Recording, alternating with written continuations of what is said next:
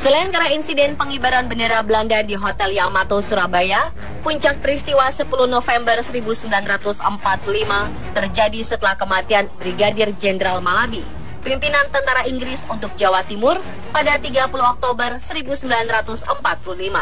Setelah terbunuhnya Brigadir Jenderal Malabi, penggantinya Mayor Jenderal Eric Carden Robert Manser mengeluarkan ultimatum yang menyebutkan bahwa semua pimpinan dan orang Indonesia yang bersenjata harus melapor dan meletakkan senjatanya di tempat yang ditentukan dan menyerahkan diri dengan mengangkat tangan di atas. Batas ultimatum adalah jam 6 pagi, tanggal 10 November 1945. Namun ultimatum tersebut tidak diindahkan dan dianggap sebagai penghinaan oleh arek-arek Surabaya. Mereka semakin terbakar semangatnya untuk memperjuangkan Indonesia dan Surabaya dari penjajahan sekutu. Hal tersebut dilakukan pada pagi buta sekitar pukul 2:30 pagi. Seluruh arek-arek Surabaya, TKR atau Tentara Keamanan Rakyat, pembantu peta atau pembela tanah air, bekas pasukan peta, dan sukarelawan Surabaya turun ke medan perang untuk mati demi kemerdekaan. Salah satu tokoh utama, Bung Tomo, mulai membentangkan obor dan membakar semangat dan jiwa kepatriotan rakyat Surabaya. Berkat Bung Tomo, Indonesia tidak gentar melawan tentara Inggris yang dipersenjatai dengan banyak alat tembak. Semua pasukan dan arek-arek Surabaya maju ke medan pertempuran. Bantuan dari Brimob Kediri dan Semarang juga turut andil melawan pihak sekutu sampai pada titik darah penghabisan. Pukul 6 pagi yang merupakan batas ultimatum penyerahan senjata, belum juga ada rakyat Surabaya yang menyerahkan senjata. 10 November pagi, tentara Inggris mulai melancarkan serangan berskala besar yang diawali dengan pengeboman udara ke gedung-gedung pemerintahan Surabaya. Mereka juga mengerahkan sekitar 30.000 infanteri, sejumlah pesawat terbang, tank, dan kapal perang.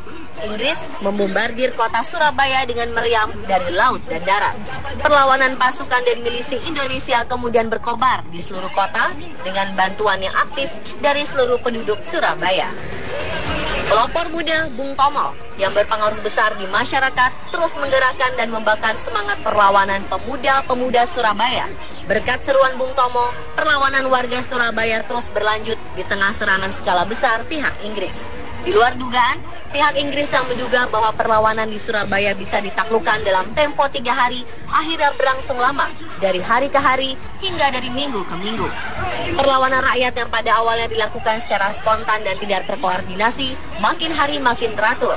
Pertempuran skala besar ini mencapai waktu sampai 3 minggu lamanya. Dalam pertempuran ini, setidaknya 16.000 pejuang dari pihak Indonesia tewas. Pertempuran berdarah di Surabaya ini menjadi pergerakan pertama bangsa Indonesia untuk mengusir penjajah dan mempertahankan kemerdekaan. Banyaknya pejuang yang gugur dan rakyat sipil yang menjadi korban pada hari 10 November ini kemudian dikenang sebagai Hari Pahlawan oleh Republik Indonesia. Untuk mengenang jasa para pahlawan, didirikan tugu atau monumen pahlawan di kota Surabaya setinggi 45 meter.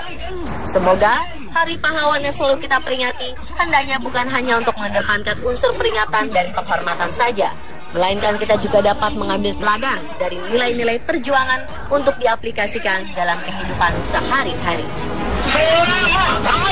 Bangsa Indonesia masih akan kita merdeka dan tanpa memiliki garis yang putih, merah dan putih.